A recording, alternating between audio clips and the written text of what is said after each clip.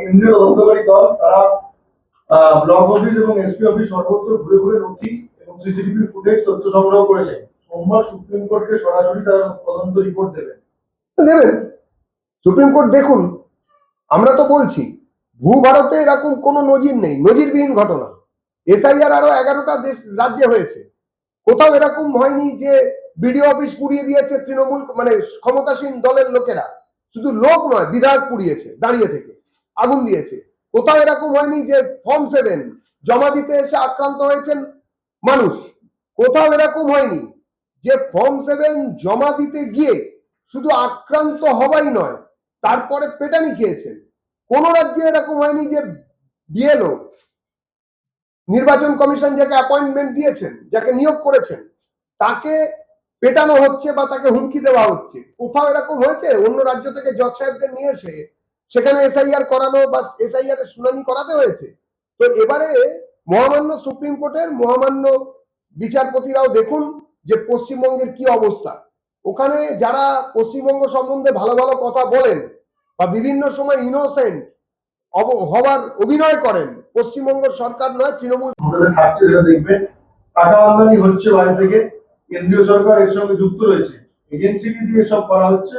তবে আমি এসব ভয় পাই না, আপনারা পাবেন না। বাংলায় জিতে বাংলাকে টার্গেট করতে হবে। চাইছে বলুন, কি এলো 4টা মে, তারপরে বিদায়ী মুখ্যমন্ত্রী নন, প্রাক্তন মুখ্যমন্ত্রী। অবশ্যই ভালো থাকবেন, বড় বড় ক্যানভাসে আঁকবেন। শুধু দুর্ভাগ্যের বিষয়, সেই ক্যানভাসে আঁকা কোটি কোটি টাকা দিয়ে কেনার জন্য সারদার মালিকের মতন কেউ থাকবেন, এই ধরনের মুড়ির টিন পাঠানোর মতন কেউ থাকবেন। আবার মাগুর মাছ বেচতে হবে বাজারে বসে, যে পাঠাতে থাকে।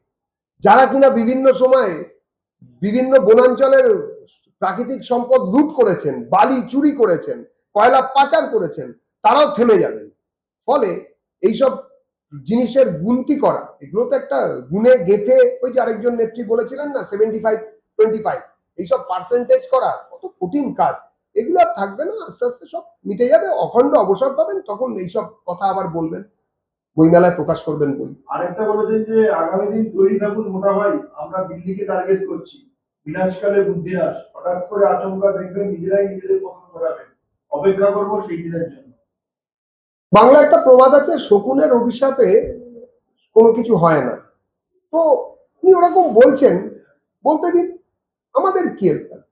মানুষ তো শুনছেন, ওনার ইচ্ছেতে কি কোনো কিছু হবে? মানুষের ইচ্ছেতে হবে। জনতা জনার্দন, মানুষের গণদেবতা, তারা ঠিক করেছে এবারে তৃণমূলকে সরাতেই হবে। তারপরে এইসব ভাষণ লোকে শুনবে আবার মনে।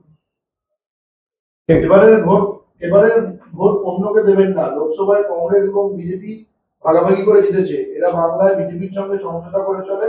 পরিষ্কার বলছি, ভুল করবেন না। ওরা ডিটেনশন ক্যাম্প করবে, এনআরসি করবে, মানুষকে বিপাকে ফেলবে। তৃণমূল সরকার থাকলে একটি মানুষকে অত্যাচার করা হবে না, শিবিরেও পাঠানো হবে না। ডাহা মিথ্যে কথা।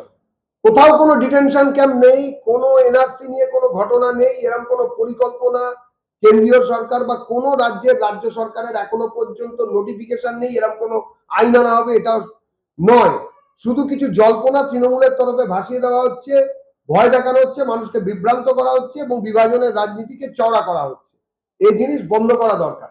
এটাও যদি নির্বাচন কমিশনকে দেখতে হবে যে এই কথার মধ্যখানে মানুষকে যদি মিথ্যে কথা বলা হয় তাহলে সেটা অন্যায় এবং তার নির্বাচনে দাঁড়ানোর অধিকারও কেড়ে নেওয়া উচিত। নির্বাচনী আইন অনুযায়ী মিথ্যের একটা সীমা থাকা উচিত। বহু জায়গায় বলা হচ্ছে ডিটেনশন ক্যাম্পে পাঠানো হবে, পাশাপাশি হাতের চোঙা নিয়ে কলকাতা শহরে, এবং আমি অনেক জায়গাতে দেখছি, অনেক জায়গা থেকে আমাদের কাছে রিপোর্ট আসছে, বিজেপি এলে মাছ মাংস খাওয়া বন্ধ করে দেওয়া হবে। এখানে আজকে আপনারা বিভিন্ন সময় প্রায় 2 দশক ধরে বা তারও আগে থাকতে সাংবাদিক বন্ধুরা আসেন, আমাদের যারা কর্মী আছেন তাদের দুপুরের খাবার এখানে হয়, তাদের সঙ্গে আপনারাও মাঝে মাঝে একসঙ্গে বসেন। আপনারা ভালো করেই জানেন বিজেপি, খোদ বিজেপি অফিসে নিরামিষ আমিষের ওরকম কোনো বালাই নেই। যার যার যার আমিষ খাবার দরকার তারা নিশ্চিন্তে মাছ মাংস ডিম সবই খান এবং তার ব্যবস্থা অফিস থেকেই করা হয়। এবং যারা নিরামিষ খেতে পছন্দ করেন, রুচি যাদের নিরামিষ খাবার, তারা নিরামিষও খান। সুতরাং এই নিয়ে আমাদের এখানে কোনো বিতর্ক নেই। বিজেপি এই নিয়ে কোনোদিন কোনো কথা বলেনি। এই ডাহা মিথ্যে যে মাছ মাংস বন্ধ করে দেওয়া হবে বা ওই ডিটেনশন ক্যাম্পে পাঠানো হবে, এটা মানুষও বুঝতে পারছে, কিন্তু এগুলোকে কেউ কোনো গ্রাহ্য করবে না, কোনো তার গ্রহণযোগ্যতা নেই। মানুষ তৃণমূলকে হারানোর জন্য দাঁড়িয়ে আছে। শুধু নির্বাচনের দিন দুটো আসতে দিন, 4 মে দিদি গই, এই এখন সর্বভারতীয় স্লোগান সারা ভারতের মানুষও দেখতে পাচ্ছে।